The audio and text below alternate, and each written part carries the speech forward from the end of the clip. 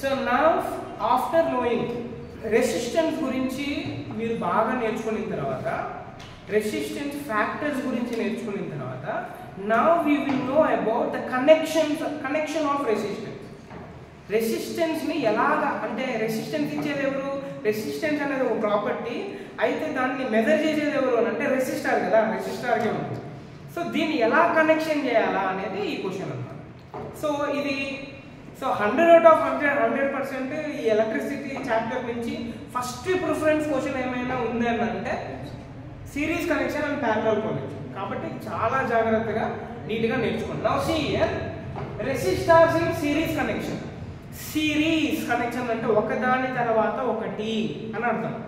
Parallel అని అంటే ఒకదాని కింద ఒకటి, లేకపోతే అంటే ఒక ట్విన్స్ ఉన్నారు అనుకోండి. ఫర్ ఎగ్జాంపుల్ ట్విన్స్ ఉంటే సో ఒకరిలాగే ఇంకొకరు ఉంటారు కదా, సో వాళ్ళని ట్విన్స్ అంటారు.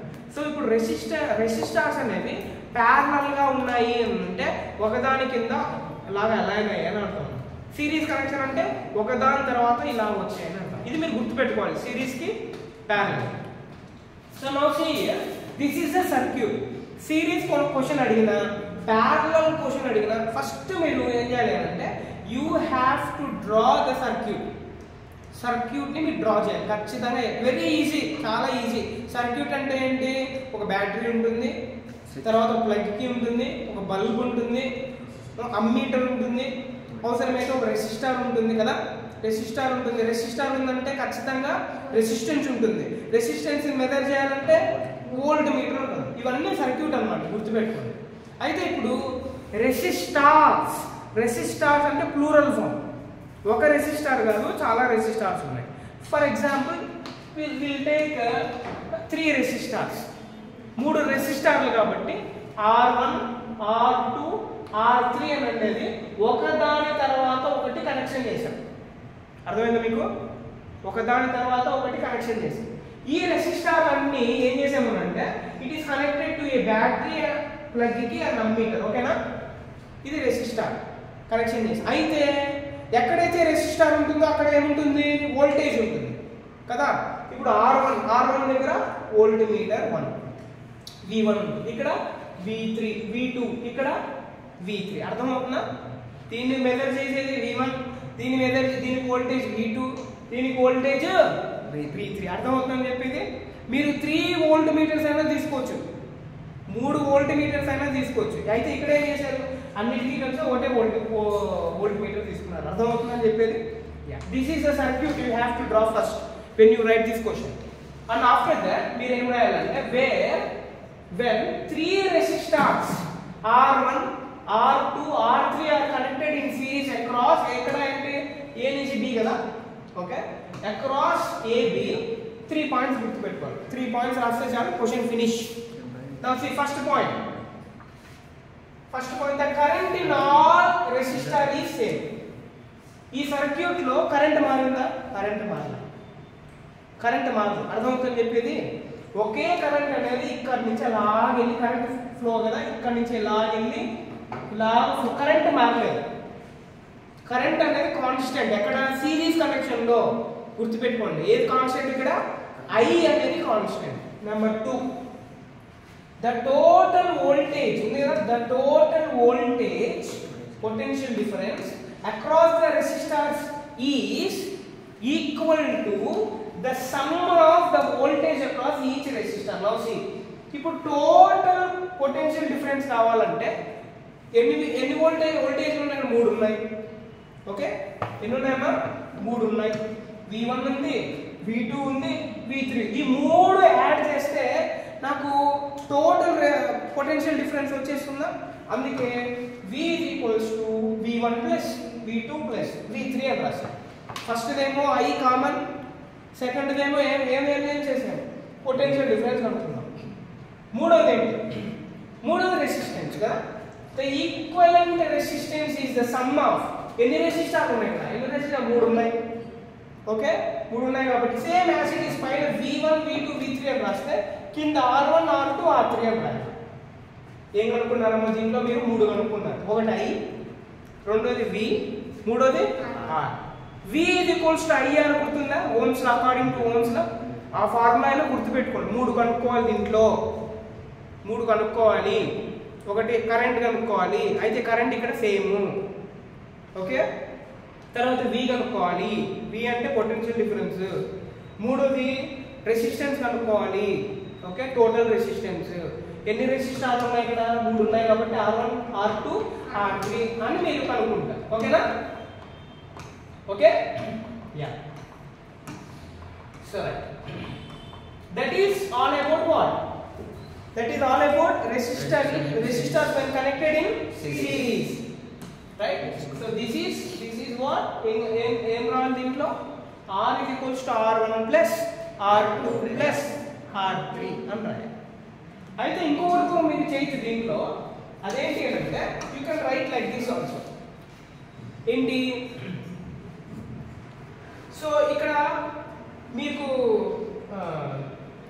ఇక్కడ I అనేది కామన్ కదా, ఇక్కడ I అనేది కామన్ కదా. సో వేరే మీరు ఇక్కడ ఏం రాస్తారు? According to Ohm's law we know that ఏంటి V is equals to ఏంటి IR అని తెలుసు కదా మీకు. V is equals to ఏంటి IR అని తెలుసు. ఇక్కడ ఏం సబ్స్టిట్యూట్ చేస్తారు? అప్పుడు IR అని సబ్స్టిట్యూట్ చేస్తారు. ఇక్కడ ఏం చేస్తారు? V1 కాబట్టి I1, I అనేది కామన్ కదా, I1 ఉంది. Okay, IR1 plus IR2 plus IR3 అని రాస్తారు.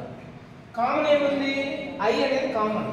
So IR is equals to IR1 plus R2 plus R3.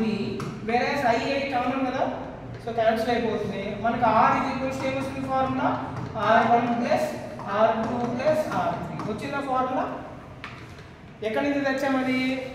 V దాంట్లో ఈ V లో మనం ఏ సబ్స్టిట్యూట్ చేస్తాం? According to Ohm's law. According to Ohm's law we know that ఏంటి V is equals to IR అంటే సబ్స్టిట్యూట్ చేసి మనం R is equals to R1 plus R2 plus R3 అనేది మనం ఆన్సర్ తెప్పించాం. ఓకేనా? అందరికి అర్థమైందా?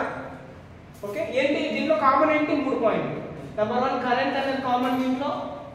నెంబర్ 2 వోల్టేజ్ కనుక్కుంటారు. Voltage is equal to the sum of the all voltages connected in series అని రాయాలి.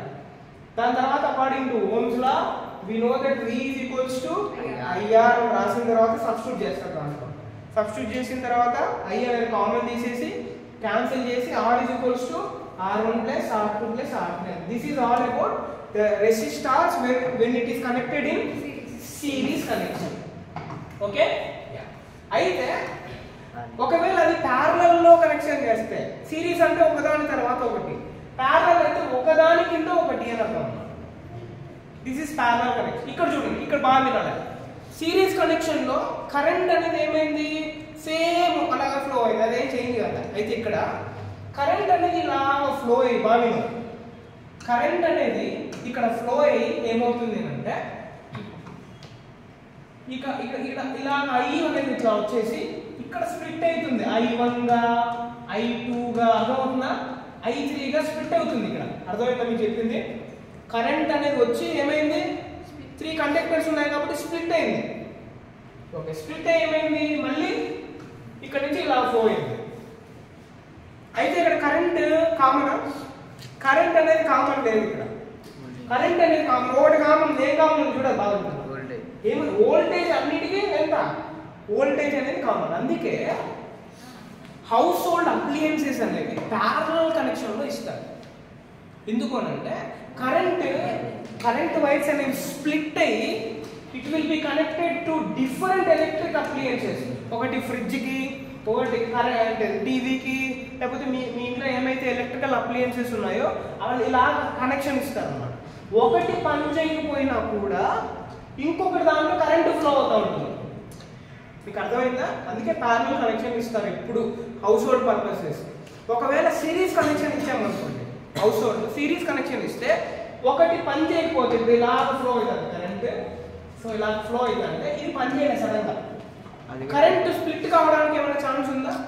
ఛాన్స్ లేదు. కాబట్టి ఇది ఆగిపోతే కరెంట్ ఇక్కడ ఆగిపోతుంది, దెన్ ఈ అప్లియన్స్ పని చేయదు, కరెంట్ అనేది ఫ్లో కాదు. అందుకే హౌస్ హోల్డ్ పర్పసెస్ లో ఏ కనెక్షన్ ఇస్తారు? ప్యారలల్ కనెక్షన్ ఇస్తారు. ఇది మీరు గుర్తుపెట్టుకోవాలి. సో అయితే సేమ్ సిరీస్ కనెక్షన్స్ లాగే when 3 resistors are connected in parallel, then we have to the voltage in all resistors is same.